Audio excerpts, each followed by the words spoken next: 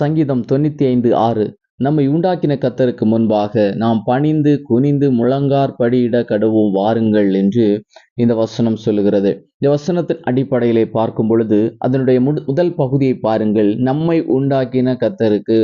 அப்போ நம்மை நாம உருவாகி வரவில்லை, நம்மை உருவாக்கின ஒரு கர்த்தர் உண்டு என்பதை இந்த வசனம் நமக்கு தெளிவாக சொல்லி தருகிறது.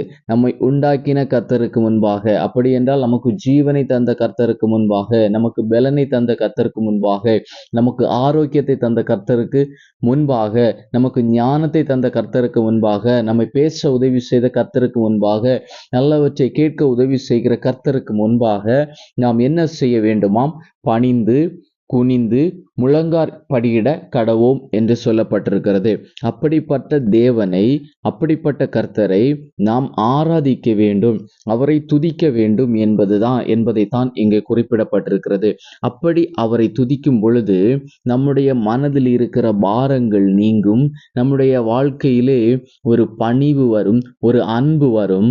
அதன் பிற்பாடு அது மட்டுமல்ல, நம்முடைய வாழ்க்கையிலே நாம் முடிவுகள் அநேக இடங்களிலே நாம் முடிவெடுக்க வேண்டிய சூழல் இருக்கிறது. அநேக இடங்களில் மட்டுமல்ல, எல்லா நேரத்திலும் நம்முடைய வாழ்க்கையிலே முடிவு எடுக்கிற வேண்டும் என்கிற ஒரு சூழல் இருக்கிறது. அந்த முடிவு எடுக்க சூழலிலே ஆண்டவர் சரியான முடிவுகளை எடுக்கக்கூடிய ஞானத்தை தருவார். இன்று அநேகருடைய வாழ்க்கையிலே அவர்கள் எடுக்கிற ஒவ்வொரு முடிவுகளும் தவறாக போகிற பட்சத்தில் அவர்கள் மிகுந்த மன அழுத்தத்துக்குள் ஆகிறார்கள், மிகுந்த கவலைக்குள் ஆகிறார்கள்.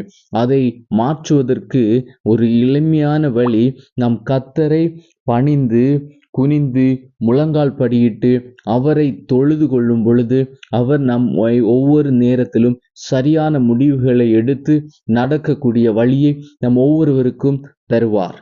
ஆமென்.